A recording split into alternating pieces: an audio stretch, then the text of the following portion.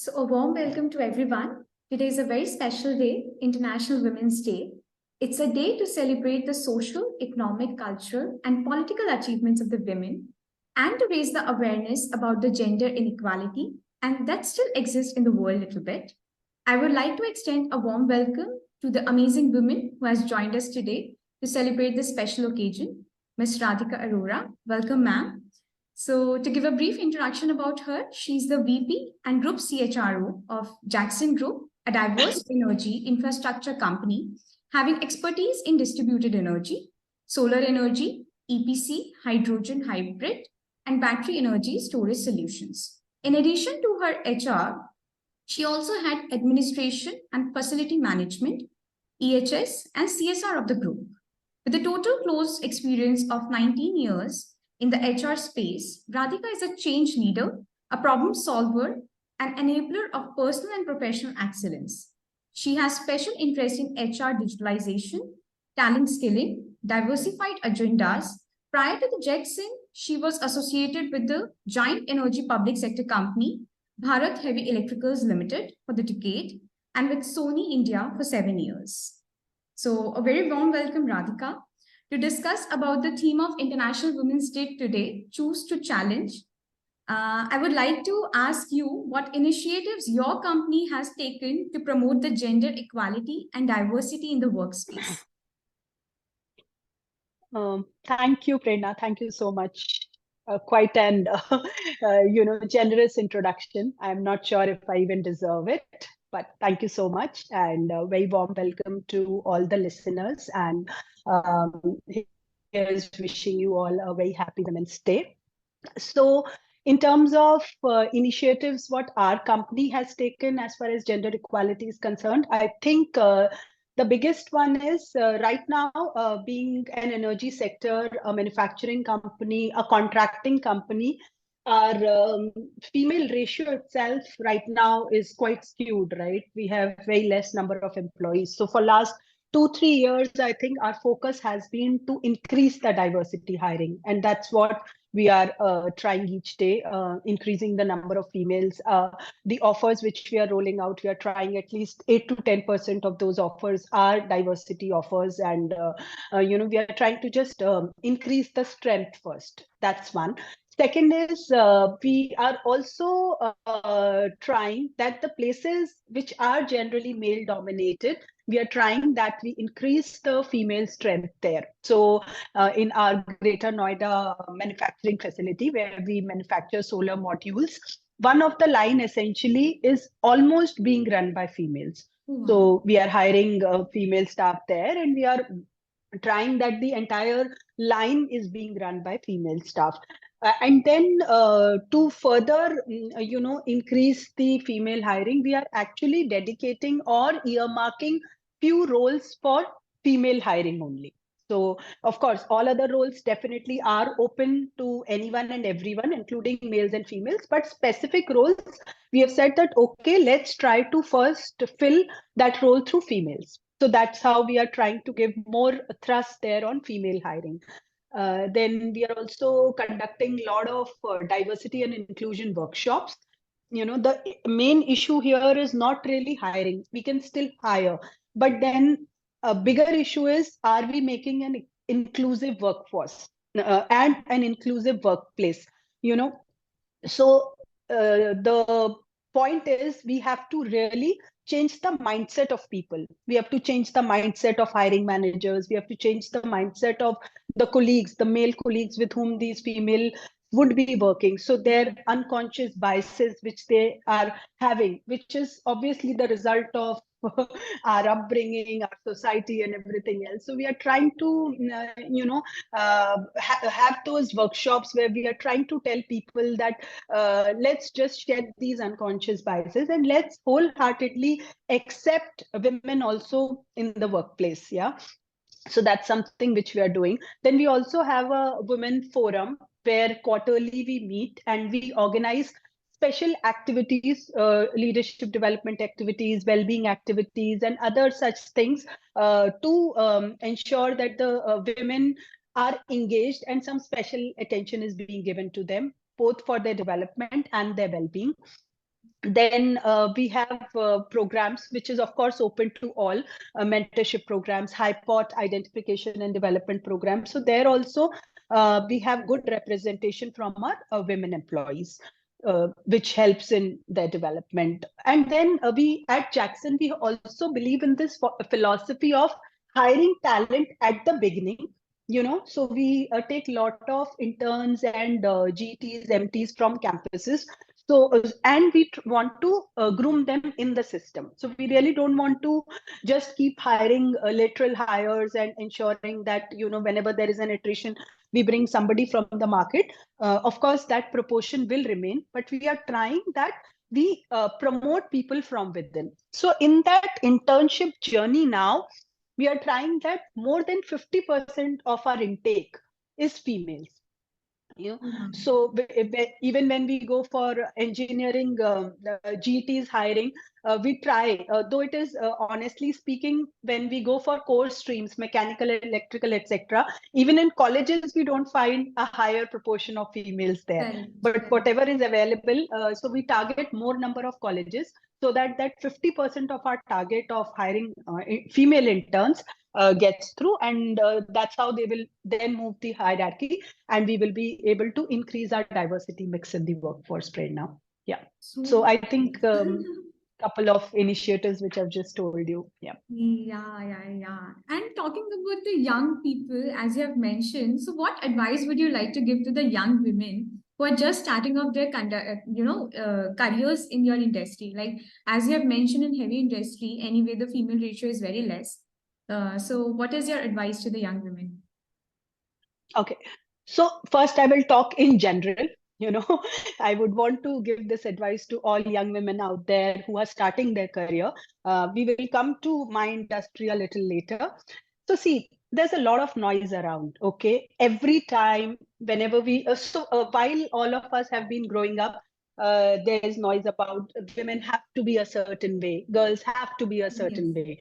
And also in career. So when we are moving, when we are starting our jobs, our parents, our friends, our senior mentors, and there'll be a lot of noise around, be like this, be like that, do this, conduct yourself like this, okay? And there is always this definition of good girl, which carries along even in our workplace. I would like to give this advice. Please don't be that good girl. Good girls don't make history. Bold girls make history. Bold people make history.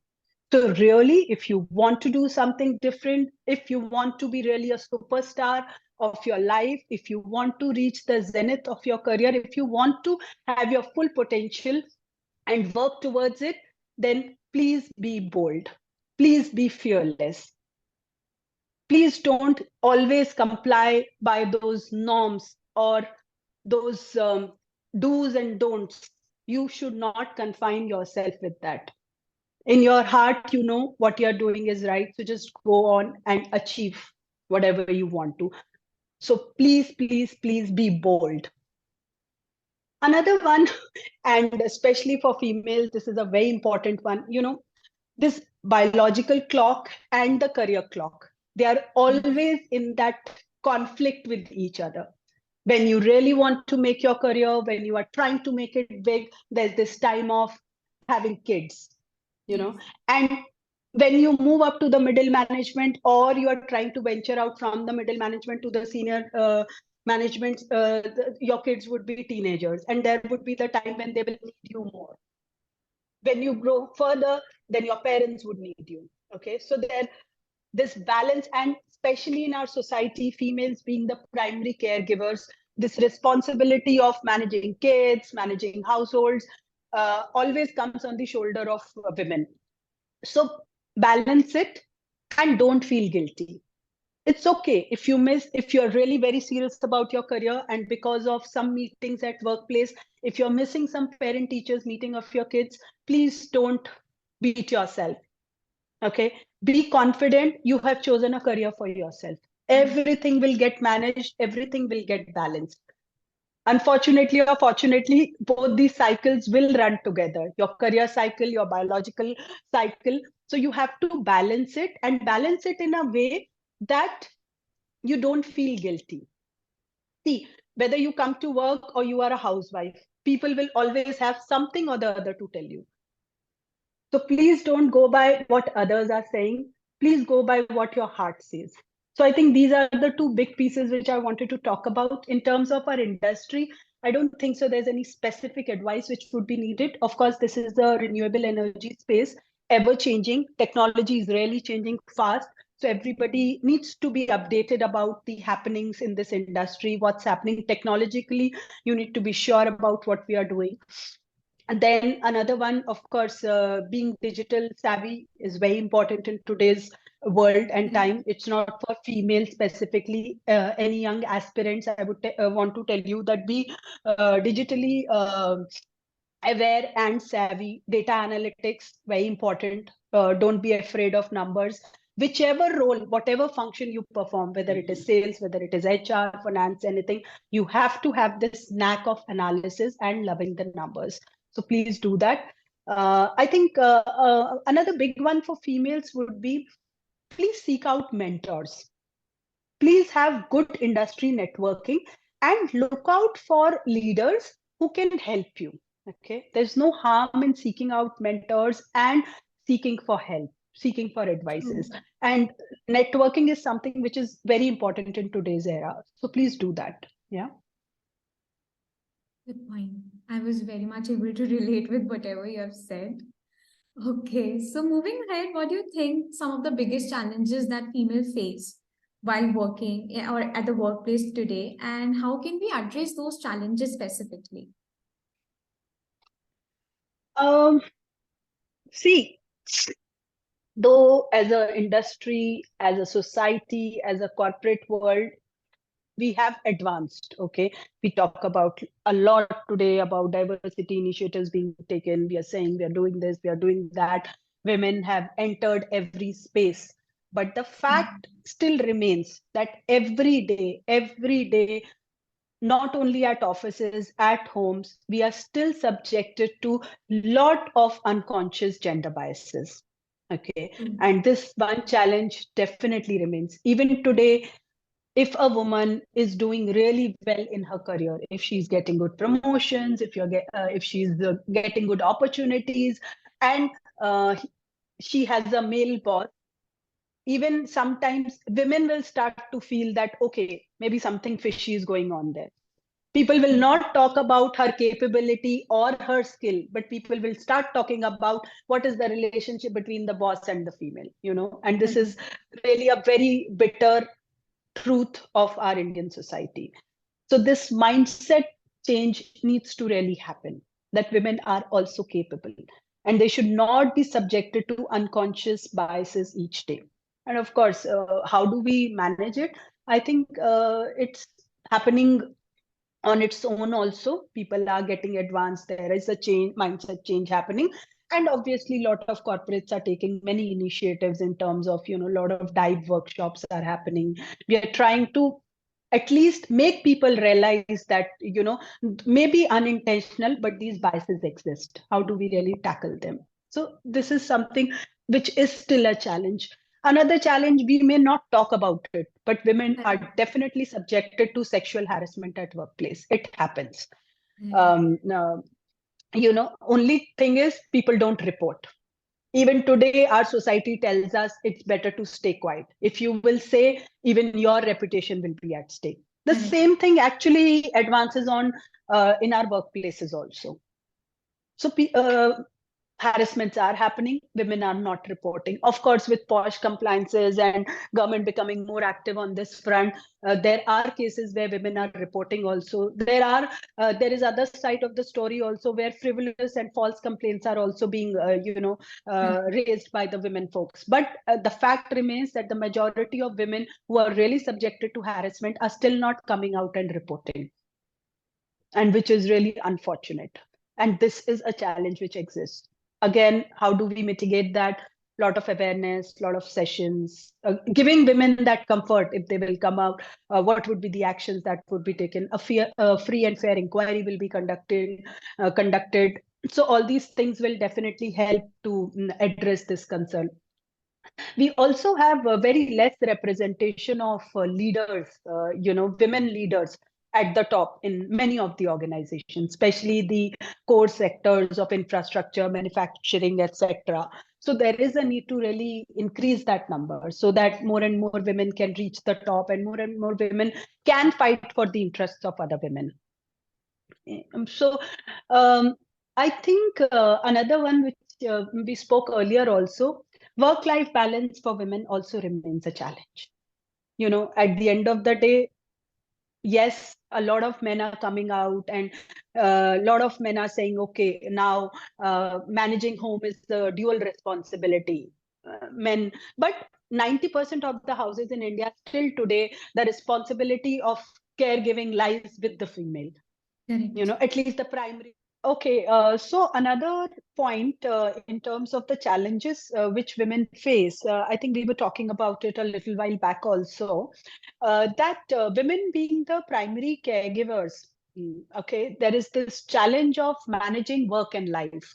Office work and personal space. Though these days, thanks to a lot of men, they are coming ahead and they're saying that they want to shoulder the household responsibilities with their spouses. But still, 90% of the households, still a lot of responsibility is on the women's shoulders, the household responsibility. So I think there is and a lot of women crumble under that pressure of managing the personal and professional life.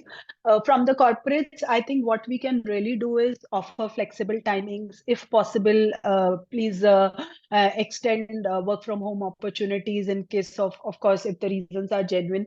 So these are the few things where we can help. Plus, a lot of companies these days are offering jobs to women who are coming back after a career break because of maternity or some other reason. So these are all good initiatives, and I think corporates should support women in ensuring that they are able to seamlessly manage their personal and professional lives.